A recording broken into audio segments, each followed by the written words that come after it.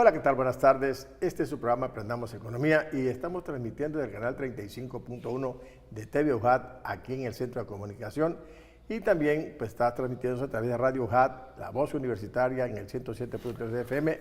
Este es un programa de la División de Ciencias Económico-Administrativas y del Centro de Comunicación de la UJAT. Aquí tenemos un teléfono en el estudio, el 358-1596, para recibir sus llamadas, sus mensajes, sus comentarios al programa. Y bueno, es una tarde bastante importante el día de hoy. Estamos de nuevo con ustedes en este programa que se llama Aprendamos Economía. Una tarde así nublada, fresca aquí en Villahermosa. Y antes de comenzar a presentar a mis amigos, permítanme saludar a todas aquellas personas que nos ven en su televisor, ahí en casita, a los que van manejando su coche y hacen el favor de sintonizar Radio UJAT, La Voz Universitaria en el 107.3 de FM. Y bueno, vamos a tener un programa bastante interesante el día de hoy. Y antes de comenzar, permítame presentar a mi amigo, el maestro Gildardo. Bueno, buenas tardes, como todos los martes aquí en este ejercicio de reflexión, de análisis, de crítica, de comentario sobre algunos de los aspectos más interesantes de la vida cotidiana, como es el aspecto económico. Creo que el día de hoy va a ser un programa muy interesante por los temas que vamos a analizar. Nos falta el otro compañero, nuestro amigo Bolívar, pero fíjense que Villahermosa últimamente se complica el tráfico y ya nos mandó un mensajito. En el siguiente momento que entremos al aire, él llega. Bueno, hace tiempo, pero últimamente ya por esta zona está más complicado. Falta segundos pisos ya en Villahermosa. Aquí en Villahermosa. Pues vamos de lleno a presentar nuestro programa. Vamos a tocar 4 puntos muy interesantes. La noticia de la semana tiene que ver con las AFORES. El presidente de la República hizo un anuncio hace unos días acerca de la nueva forma de cómo se va a manejar las AFORES. Otro punto que vamos a revisar nosotros es la situación del sector pecuario aquí en Tabasco, cómo está la ganadería, el porcina, avicultura y demás, que son los temas importantes, sobre todo la ganadería, porque es la parte importante de esta actividad pecuaria en Tabasco. Otro punto que es el tema nacional, vamos a ver un poquito sobre el crecimiento que se ha estimado en este año, el crecimiento económico del país. Ahí se hicieron algunas estimaciones y vamos a comentar los otros temas. Y por otro lado, hace unos días, el domingo pasado, acaba de terminar el foro de Davos, Suiza, foro 2019, y hemos dicho, ¿por qué lo revisamos nosotros este evento? Porque aunque no resuelve nada, pero en ese lugar se presentan todos los adelantos, la situación que está atravesando el mundo, la entrevista de personas líderes mundiales de la situación que está pasando en el mundo. Y bueno, esos son los temas, sobre todo porque hoy el foro se metió a tratar como tema central la parte ambiental. Y por ahí se va el trabajo de esta tarde y vamos a empezar a revisar la noticia de la semana. Les comentaba hace un momento de que el presidente de la República su grupo de especialistas hace una revisión acerca de la situación de las AFORES aquí en el país y se presenta una reforma, una iniciativa de reforma a la ley del sistema de ahorro para el retiro, el famoso SAR, en la que se plantea revisar las comisiones que se cobran, en que las AFORES deben destinarse a la inversión para que se puedan generar más ingresos a los trabajadores, garantizar de alguna manera ese dinero que no se destine a cosas que cuando las empresas lo toman se dan por quebradas y el dinero del trabajador que tiene ahorrado de toda una vida se termina precisamente en manos de estas personas. Entonces vamos a hablar sobre este tema, el caso de las comisiones, y vamos a hablar también de las AFORES, que hay como las 10 que quedan en este país. Gildardo. Bueno, yo creo que este es un tema muy interesante porque nos lleva a la reflexión. El pasado 23 de enero el Congreso recibió una propuesta que mandó el Ejecutivo, el grupo hacendario, como comentabas, donde se plantean algunas reformas a la ley de AFORES. ¿En qué consisten? O sea, ¿cuál es el eje central de esa reforma? Y que ha generado mucho ruido.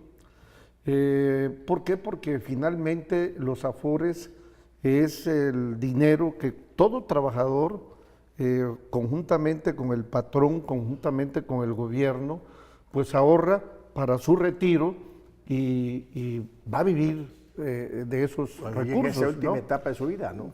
Así es. Fíjate que el planteamiento que se hace es porque el ruido que se hace es que se habla del préstamo de valores. O sea, que los afores dejen de ser una sociedad, que se usen como sociedad de inversión y pasen a formar parte de fondos de inversión. De inversión. ¿Ese cambio en qué consiste? Bueno, es sencillo. Para la propuesta que se está haciendo, la propuesta de hacendaria del grupo que tiene el actual gobierno en la Secretaría de Hacienda, de alguna manera están viendo en este planteamiento que la bolsa de valores, acuérdate que ya tenemos viva otra bolsa Sí. que trata de inmiscuirse o de atraer a la pequeña y a la mediana empresa, bueno, agilizar los movimientos en nuestra bolsa. Nuestra bolsa tiene una actividad de 9,000 millones de pesos al día en los procesos de compra y venta de acciones, títulos, bonos, etcétera. Y con este planteamiento de los afores de que se transformen en fondos de inversión a préstamos de valores, va a haber un incremento de aproximadamente el 25% de esta actividad. No hay que olvidar, y el público que nos está viendo por la televisión y los que nos vienen escuchando por radio, que en los afores hay un recurso de 3.3 billones de pesos y que es el monto de recursos más importante como un potencial de inversión en nuestro país. Pero ¿en qué consiste? Yo creo lo importante es ¿qué significa pasar de sociedad de inversión a fondo de inversión? Eso es lo importante. ¿Qué cosa es el préstamo de valores? Es sencillo. El préstamo de valores es que si alguien, un tenedor de acciones, de bonos de deuda, tú compraste en la bolsa acciones o bonos, pero requieres dinero, entonces con tu papel de bono o de acciones, sí. tú puedes hacer que alguien te preste dinero y al prestarte ese dinero, tú dejas como garantía tu documento, tu bono y tus acciones, pero además la documentación y un pago de cierta cantidad de intereses. Normalmente esto es muy a corto plazo, son actividades de un día, de una semana, de un mes. Raramente se ve de un año, pero también se da en esto. Lo interesante de estos fondos de inversión es que le garantiza al trabajador su dinero, no lo pierde. Hay una garantía. Sí, una garantía, porque cuando estaba antes en la parte que se manejaba como inversión en la bolsa y demás, la empresa que se da por quebrada, el trabajador perdía su dinero. Hoy existe la garantía, inclusive en esta iniciativa de reforma de ley del ahorro para el retiro, ahí le han propuesto a las empresas reducir el cobro de comisiones que tenían. Y obviamente esto va, como comentabas hace un ratito, a vitalizar el dinero que tienen las personas, los trabajadores, a aumentar para que aumente la bolsa, el capital que ellos tienen, porque las comisiones que cobraban estos tipos y el riesgo que ponían su dinero ponía a tambalear esta situación del ahorrador para el retiro. Entonces, por ejemplo, si estas 10 afores, por ejemplo, cobraban, en el caso de pensionista, va a cobrar el 0.82 de comisiones, Inbursa el 0.95, Citibanamex el 0.96, Banorte 21 el 0.96, Sur el 0.98, lo que es Profuturo 0.99, lo que es Azteca con 1.04, Coppel con 1.04, Invercap con 0.04 y la principal con 1.04. Significa que si esta ley que propone el gobierno, la que está en el Congreso todavía, no ha salido, es reducir esas comisiones y que beneficie al trabajador, que le genere verdaderamente intereses y que no pierda sus dineros. Dime. Fíjate, José Juan, ese cobro de comisión que todas las afores que mueven ¿El los dinero? recursos de los trabajadores. Lo que busca este proyecto de ley que sea una tasa fija. Del 1%. No del 1, menos del Menos del 1%. Sí, pero que sea fija para todas las casas de Creo que va de marcando, bolsa. el pensionista está con el 0,90 y tanto, 80 y tanto, perdón. Le andan tirando al 0,70. Sí. Esto definitivamente yo siento que en la discusión van a participar. Entre 0,70 y 1 va a quedar como el 0,80 al que está marcando el pensionista. Pero va a ser única y yo creo Así que en es. ese sentido no es válido que una Afore esté manejando un volumen de dinero y que presente pérdidas. Claro. Porque también está el planteamiento de que esa comisión, que es menos del 1%, se justifique siempre y cuando se tengan ganancias, utilidades. Si hay pérdidas, bueno, habría que haber algún tipo de reducción de pago de esas comisiones porque no están dándole ganancias a estos recursos. Te pongo un ejemplo. Al cierre del 2018 hubo una minusvalía. El sistema financiero es tan tremendo que cuando hay pérdida en el mercado financiero con estos instrumentos le llaman minusvalía. Cuando hay ganancias le llaman plusvalía. Bueno, los Afores perdieron más de 71,000 millones de pesos. Los Afores. Sí, de los 3.3 millones, ¿sí? Del recurso de los trabajadores que hay invertido en... ¿Pero quién perdió? Perdieron todos. ¿El trabajador? El trabajador, perdieron todos los trabajadores. Sí. No perdió ningún banco, perdió el trabajador. Y curiosamente, porque estos Afores se invierte mucho en renta variable y otro en renta fija. Ajá. Entonces, donde hubo pérdida fue en renta variable. Yo creo que por este es el asunto. Regresamos, seguimos platicando este tema, ¿te parece? Regresamos.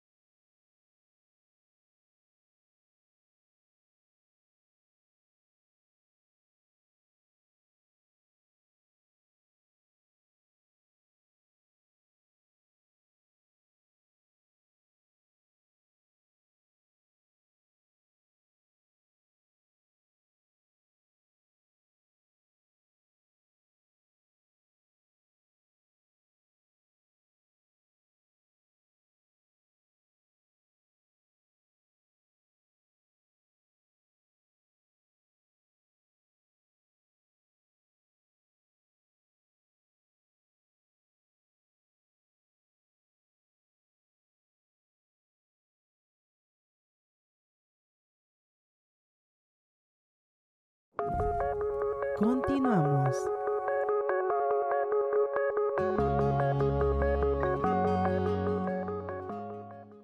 Seguimos platicando sobre este tema con el maestro Gilardo, con este gran amigo.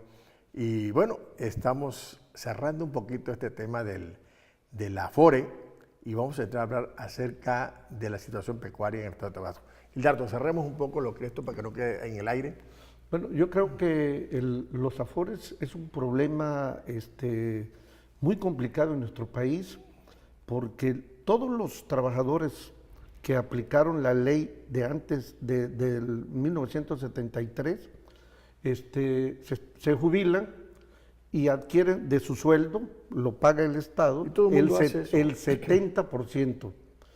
Pero los de 1997 para acá, que es donde se va a aplicar este Afore, ¿sí? Van a alcanzar el 40%. Sí. ¿Qué significa? Si una persona se jubila con 10,000 pesos de sueldo, con el mecanismo que traemos ahorita va a recibir 4,000 pesos. Y en el esquema anterior recibiría 7,000 pesos. Yo creo que esta reforma que se está haciendo, aunque la están etiquetando con un enfoque neoliberal, creo yo que es medidas para buscar más recursos. Para beneficiar al trabajador. Va a haber alargamiento de años, en lugar de que a los 65 años se jubilen, va a subir a 68 y se tiene que incrementar la aportación de esos ahorros. Se tiene que dobletear. Después va a dar el seguimiento a esta reforma de ley y vamos a poder comentar de esto en los próximos programas. ¿Te parece? Sí, ¿cómo no? Bueno, entramos a Tabasco, a nuestro querido Tabasco. Vamos a revisar un poco una actividad importantísima para el Estado, la parte pecuaria. O sea, la ganadería bovina, porcícola, aviar, que son las más relevantes aquí.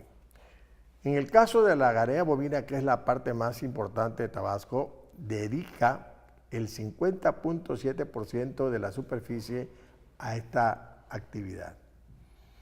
Tabasco cuenta ahorita un poco más de 1.770.000 y tantas cabezas de ganado, menos que la población.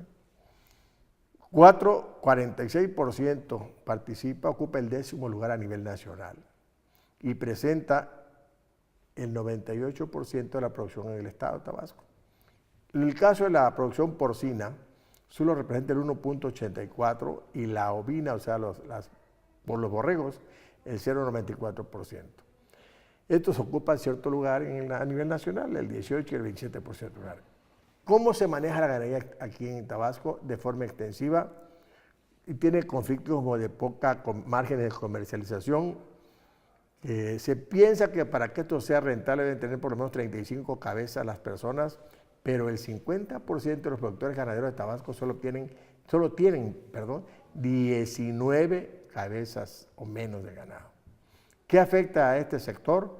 Las enfermedades, las cuarentenas, los robos y obviamente el problema que tiene es que se ha minimizado, no hay algo importante para que se vaya a repoblar este sector ganadero, aunque hay un programa por ahí en el gobierno del gobierno federal que tiene, y bueno, por ahí va la situación de este sector. Hildardo, ¿qué opinión tiene sobre este tema del ganado bovino en Tabasco? Bueno, tiene gran importancia el sector pecuario porque de la superficie total, el 67% del territorio nacional se dedica a esta actividad. Por ejemplo, dependen más de 54,000 familias de esta actividad. Sin embargo, como tú decías, casi el 55% de estos productores oscilan entre 1 y 20 cabezas. En promedio, que habla Zagarpa, son 19 vacas. En promedio, sí. Reses, perdón. Sí, reses, sí. Pero nada más un pequeño, el 5% rebasan más de 200. Así es, de 200 cabezas para arriba. Sí. Yo creo que la actividad ganadera es una actividad que se centra fundamentalmente en el pastoreo. No hay una actividad semiestabulada o estabulada como sucede en otras partes. Cuando es una actividad en pastoreo, genera poco mano de obra, genera poco empleos.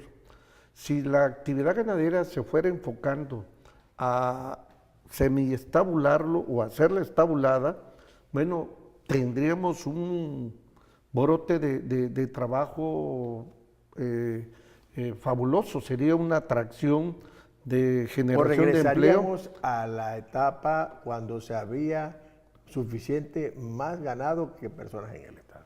Y hoy por hoy, si tú revisas los datos que hay, 1.700.000, y somos más de 2.400.000 personas en Tabasco, ni a vaca nos toca No, un caso de crisis, por eso, ¿no? pero yo no me iría a ese indicador del número de vacas por habitante. Porque, Yo me iría comentarlo al de alguna número de manera. ¿Por vacas qué? que Porque genere empleo. los bienes que se producen en la economía son para satisfacer necesidades. Y el empleo, bueno, sería en la parte de allá rural donde están estas actividades. Y bien lo dices, es extensivo todo. No hay nada semi ni estabulado en la actividad, inclusive en la producción lechera, pues, que es otra actividad. Al pastoreo y hay los corrales y se atiende, ¿no? Ese es el gran conflicto que hay, sobre todo los apoyos. ¿Qué apoyos han anunciado a este sector ganadero, Vilar? Mira, el sector pecuario, históricamente, hay una diversidad de programas que los apoyan, ¿sí? Por cabeza les dan un dinero le venían dando, no sé si ese programa siga, le venían dando en el gobierno neoliberal, les daban una cantidad por número de cabezas. Claro, en los productores que rebasaban mucho número de cabezas, había un limitante de 50 o 100 cabezas nada más, con la finalidad de apoyar a los pequeños productores. Sin embargo, este tipo de apoyo directo a los productores, pues eran 35, 50 pesos por animal. Claro. No representaban absolutamente nada, ¿no? Yo creo que se tiene que replantear la política pecuaria, porque el mercado mundial de la carne de esta actividad bovina, de esta actividad, bueno, los países emergentes jugamos un papel muy importante en la producción y exportar estos alimentos, ¿no? Fíjate que un problema que tienen aquí en Tabasco, que se lo han hecho sentir cuando vino el presidente Andrés Manuel López Obrador aquí, los ganaderos, cuando iban en campaña, le decían que se ha reducido el hato de reses en el estado. Y te lo comentaba porque es menos que la población. Por esa preocupación hay un programa que le llaman repoblación bovina. Y él decía, te van a dar X cantidad, no sé, 20 y tantos, no sé qué número de vacas te van a dar, no me devuelvas en dinero, sino que esta cantidad se la vamos a traspasar a otro que lo necesita. Por ahí va este programa de ir reproduciendo para aumentar el hato de reses en el estado. Y por ahí va uno de los programas y lo que tú has mencionado, que tal vez algunos también se rescaten. El otro es que se vuelve a retomar un crédito que se manejó por años, el famoso crédito a la palabra. Y el gobierno federal, a través del gobierno del estado, están manejando cerca de 1.500 millones de pesos para apoyar al sector ganadero de Tabasco. Esos 1.500 millones de pesos tienen el sentido de impulsar la ganadería, mejorar a estos ganaderos. ¿Qué opinión tienes sobre este tema? Mira, sí ha habido una disminución del hato ganadero en la entidad y eso se debe fundamentalmente al tipo de política que se está aplicando. Te voy a poner un ejemplo. Hace 15, 20 años no salía en pie ningún animal fuera de la entidad. Y los animales que salían eran los novillos que supuestamente salen ahora, que eran los que se vendían, se procesaban internamente. ¿Y se vendía la carne? Y se vendía en canal la carne. La única región que podía sacar ganado era la zona de los ríos, la zona del Plan Balancán, por las condiciones y porque no tenía esa infraestructura de manera cercana, se le permitía sacar en pie esos animales. Actualmente no solamente sacan becerros, sacan vaquillas, como le llaman, o novillonas, sacan vacas, sacan novillos, y hay un comercio donde la base del hato ganadero, que son las vaquillas, las vacas, para ir reemplazando a las vacas que ya dieron su vida, sus crías normales, bueno, lo están haciendo, lo están sacando, no hay un control. Entonces, el potencial que tenemos de nuestras novillonas se están yendo a otras partes. Se tienen que tomar medidas de regulación. Hay entidades que nos dan ejemplo como Mérida. El gobierno de Mérida hizo un programa que cuando se iban a sacar vacas, novillonas, ellos lo compraban, no permitía que salieran y ya lo redistribuían entre los campesinos con la finalidad de elevar el hato ganadero. Y acuérdate que en este país hay 5 empresas que monopolizan la comercialización de las reses. Ese es otro problema. 5. Ese es otro problema. Y que no se ha controlado. No.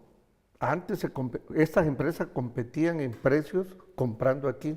Ahora estas empresas semanalmente se ponen de acuerdo qué precio van a pagar y en todas ellas pagan su precio.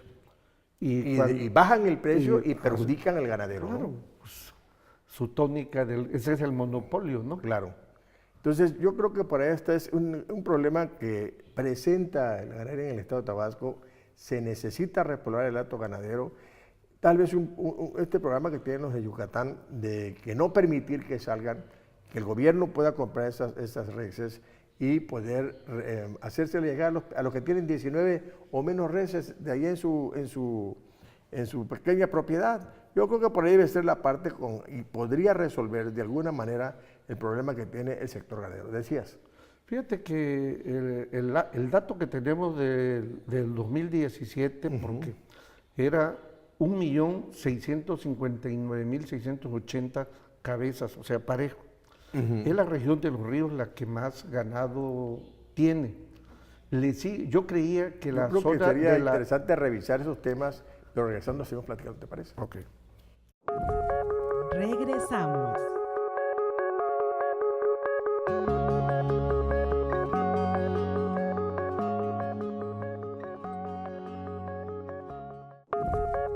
Continuamos.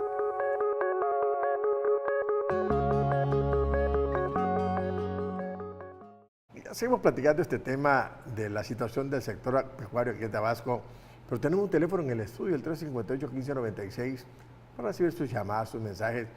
Si tiene que dejar de ver la tele por alguna situación personal, maneje y sintonice la radio UJAT, Voz Universitaria en el 107.3 de FM y escúchenos.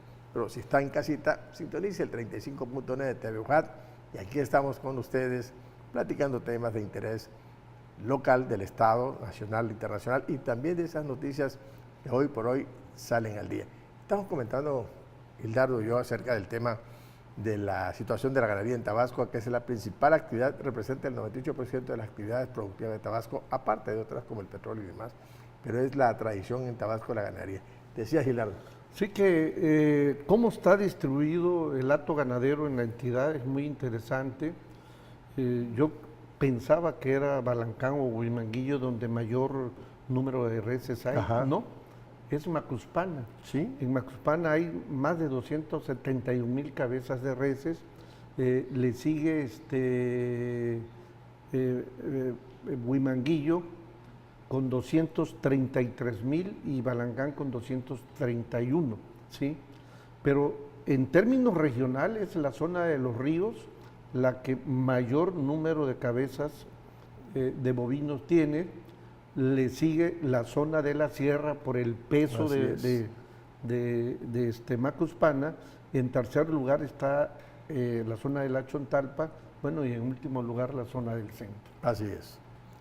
Pero a pesar de toda esta situación que estamos hablando de la ganadería, vemos nosotros que es una actividad que sigue teniendo presencia en la economía del Estado y como que ya la gente es una tradición dedicarse a esa parte, aun cuando mencionan de que son tan pocas vacas que tienen estas personas, estos que tienen 19, el 50% de los que se dedican a esta actividad, y decía Zagarpa que no es productivo para las personas que por lo menos necesitan para que les vaya bien en esta actividad, por lo menos 35 animales deben de tener como parte de su hato ganadero para que les vaya bien. Pero bueno, este tema de la ganadería iremos revisando poco a poquito en los programas futuros de aquí de Tabasco, porque es una de las principales actividades fundamentales de la economía de Tabasco.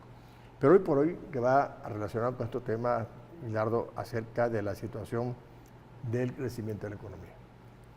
El otro día entrevistaban al presidente de la República y él dio un dato acerca del crecimiento que se espera en 2019. Obviamente es un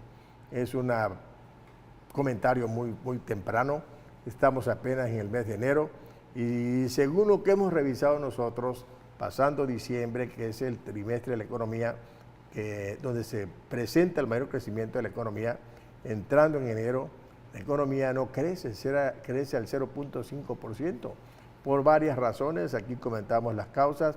Dijimos porque la gente se queda sin dinero, segundo porque solo compran para sobrevivir la alimentación, y ahí se dejan de hacer otras compras que no son necesarias.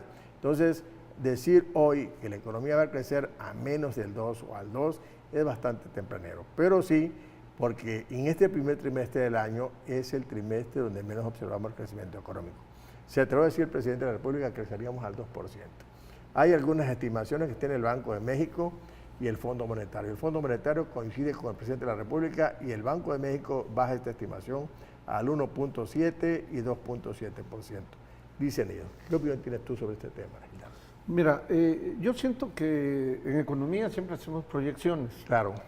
Y las proyecciones, bueno, cuando se hace una proyección, se toman variables en ese momento y se pone un dato de esas variables y con eso tú haces una corrida y haces lo que tú quieres y dices, sí, sube, pero baja, en base a sí, esos datos. A esos datos, claro. Pero en la medida en que la realidad económica va avanzando, se van modificando esos datos y tienes que ir replanteándote ajustando lo que dijiste, esas ¿no? proyecciones, ajustándolo positiva o negativamente. Así es. Yo creo que a mí sí me gustaría reflexionar sobre aspectos internos y aspectos externos, porque finalmente son los dos que nos van a permitir y van normando el crecimiento. Las posibilidades de crecer o de decrecer. Lo que vamos a ver como última parte, bueno, la reunión de Davos es que la economía mundial tiende a decrecer. Entonces, tiene estimado el 2% del crecimiento de la economía mundial. Si la economía mundial se tiene y todos coinciden en que va a decrecer este año, bueno, eso va a repercutir claro. En nuestras proyecciones de crecimiento de nuestra economía. Pero ¿cuáles son los factores externos que nos pueden dañar? Sí. Y que nos pueden, y yo creo que México está actuando con relación a eso. El nuevo tratado ahí está. ¿Quién sabe qué va a pasar? Porque el Congreso de Estados Unidos lo tiene que ratificar. Y no lo ha ratificado. Y es un tema ahí está en la mesa. Que ahí está en la mesa. No hay manera, ahorita la prioridad era los recursos. ¿Y el Congreso mexicano? Ahí lo dejó también. Ahí, pues sí, porque no hay no las hay podemos llevar, de ninguno ni otro. no las podemos llevar tranquilamente. Pero algo que sí nos está afectando, independientemente del tratado, es el aspecto fiscal que implementó el gobierno de Estados Unidos. El bajar los impuestos, ¿sí? Las tasas de impuestos, que el gobierno mexicano reacciona poniendo también un programa en la frontera, claro. También para subir los salarios, que generó un conflicto ya, porque las empresas no quieren pagar esos salarios, sí. ya ahí va saliendo, y también reducir tanto impuestos al producto del trabajo, como impuestos al IVA, como el precio de la gasolina. Es una estrategia para que de alguna manera en nuestra frontera estemos compitiendo con las medidas que está haciendo el gobierno. Y aumente el poder adquisitivo de esa gente que vive en la frontera. Y que se generen las condiciones claro. económicas para que atraiga a nuestra frontera inversión. Subes el salario, baja el precio de los energéticos, aumentas el poder adquisitivo de estas personas. Es la zona. Y obviamente eso a algunos no les agrada porque hay que subir más del doble del salario. Y ese es el problema que hay. Por esas razones es que nosotros vemos, si dijéramos, cuáles son las causas que plantean los analistas en este momento del por qué ellos estiman ese crecimiento. Uno, que esas medidas proteccionistas que se ha visto por parte de Estados Unidos, por un poco los europeos, Y por ahí van los suramericanos. Entonces, dice, la medida proteccionista va a frenar un poco el intercambio comercial mundial. La otra es lo que tú decías hace un rato, el famoso TEMEC. Ahí está, hay incertidumbre. Y otro elemento que consideran ellos es la inflación. Ahí dejan ellos y argumentan que esos tres factores son los que van a incidir para que ese crecimiento que se esté estimado en 2% se reduzca al 1.7. Pero lo dijiste muy bien hace un rato. ¿Cómo está creciendo la economía mundial? 2%. Es el estimado que tiene el Fondo Monetario. Sí. Decías. Pero hay otros factores externos, antes de analizar los internos. Un factor externo también es el incremento de las tasas de interés de la Reserva Federal que se están dando a nivel mundial. También influye. Que los bancos centrales de los países están tomando estas medidas de política monetaria restrictivas. O sea, que están de alguna manera poniéndole una camisa de fuerza. Porque piensan que esa política restrictiva va a frenar la inflación mundial. Y eso es un problema. El otro problema es el choque que hay de Estados Unidos con China. China va a decrecer en este año también. Y China era un foco de atracción a nivel mundial, arrastraba a todas las economías emergentes a nivel mundial. Entonces, si no hay un arreglo entre China y Estados Unidos, bueno, eso va a repercutir totalmente en esas posibilidades de crecimiento.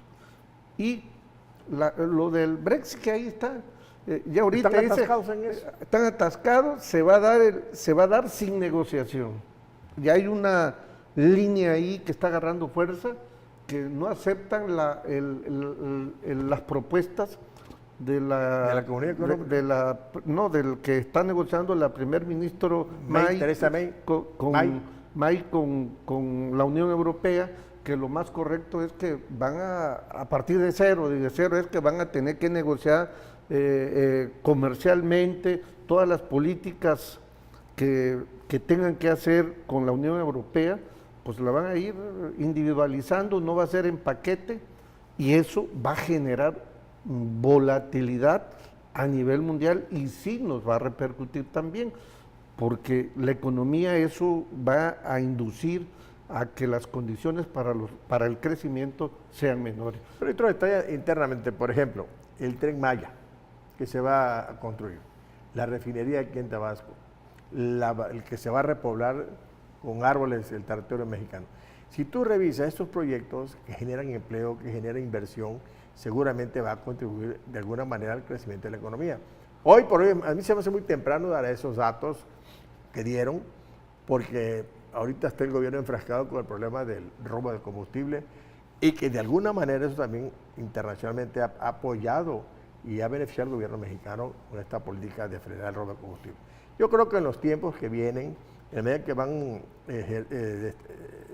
floreciendo los proyectos que se plantean, la inversión que se va a destinar y los programas que están por ahí a nivel nacional, va a detonar que lleguemos al 2% del crecimiento de la economía.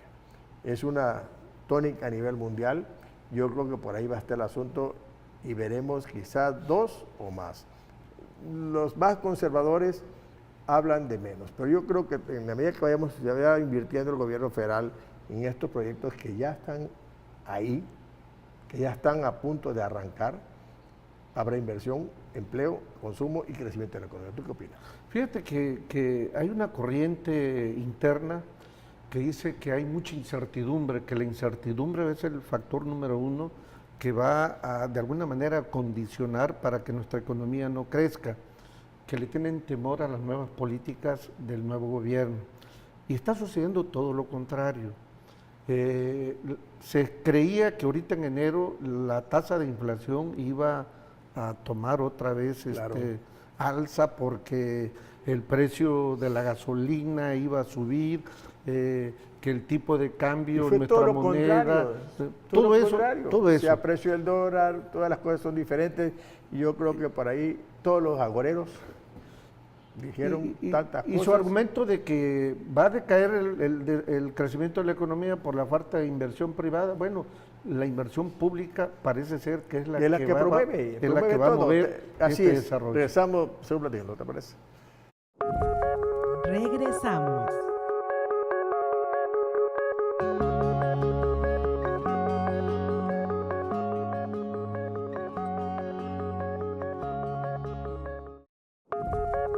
Continuamos.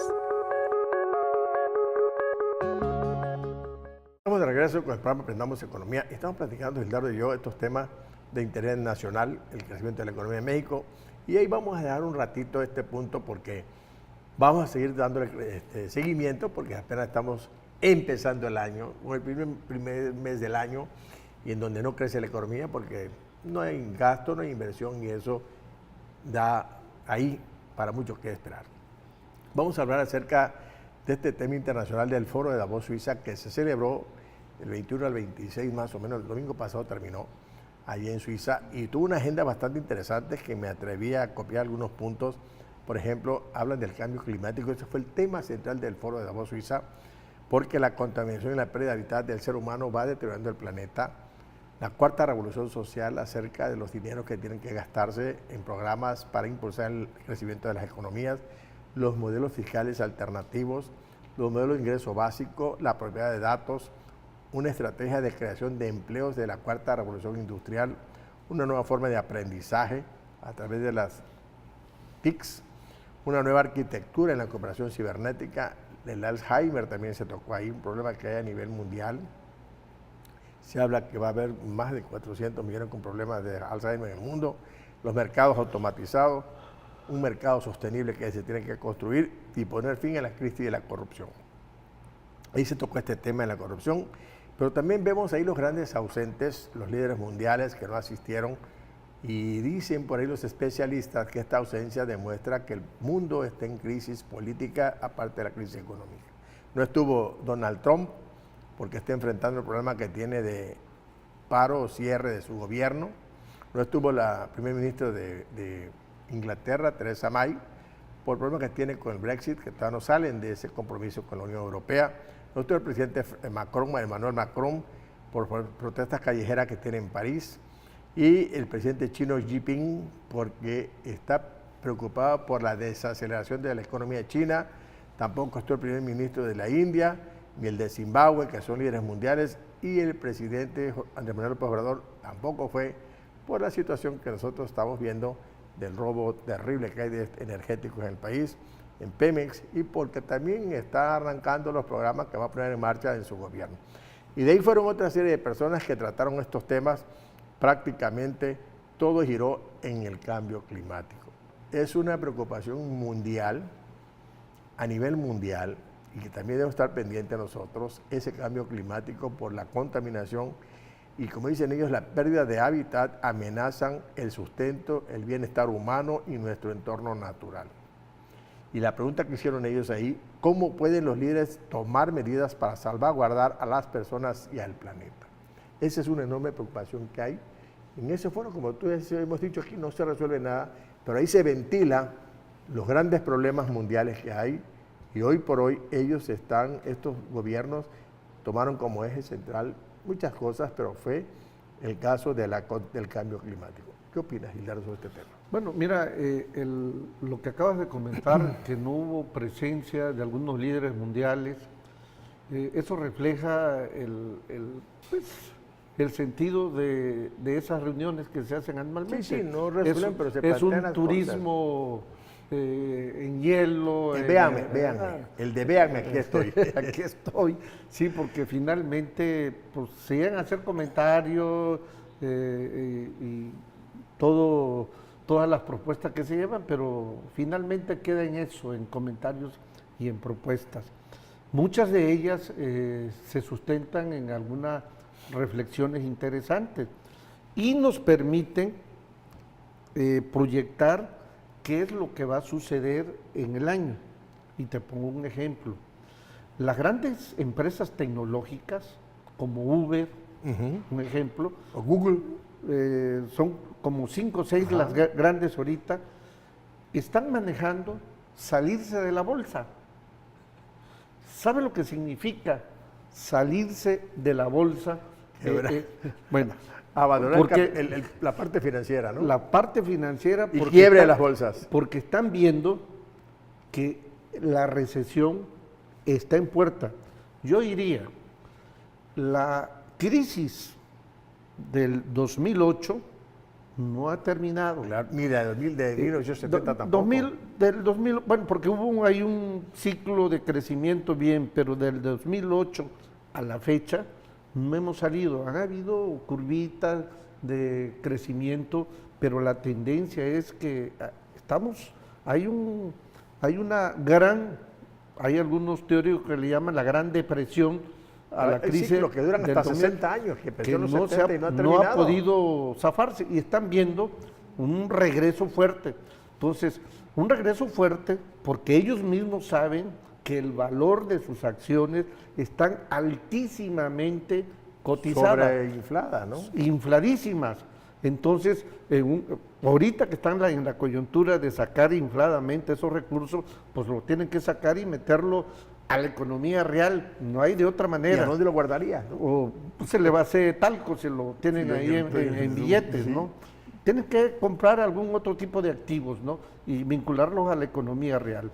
Pero eso significa que este año va a haber mucha turbulencia en los mercados financieros. Si las principales empresas tecnológicas de nivel mundial están pensando deshacerse de sus activos en la bolsa, aguas con los mercados financieros.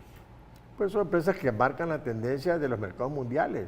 Son las que se mueven en todas las bolsas del mundo, no nada más en Nueva York. Y obviamente si se retiran, esa crisis financiera se va a ver.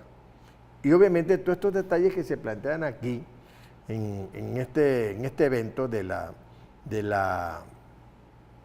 foro de Davos, Suiza, hay un detalle que es los mercados automatizados. Ahí analizan ellos prácticamente esta situación que se está generando en las bolsas o en el mercado financiero, porque todo se maneja en función a estas grandes corporaciones que manejan tecnología y que a través de esas se manejan las bolsas. Entonces, hay una enorme preocupación sobre estos temas que hay, no porque se resuelva, sino que a mí me gusta ver estas actividades que dan en el foro de Davos, porque te van mostrando qué está pasando en el mundo.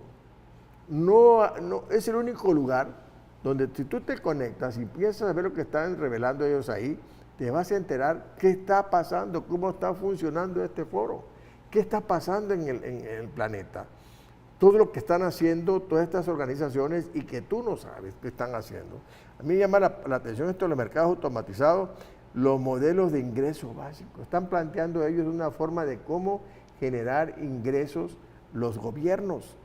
La revolución que están tratando ellos de meter no sé cuántos miles de millones de dólares para poder resarcir desempleo que provocó ¿quién?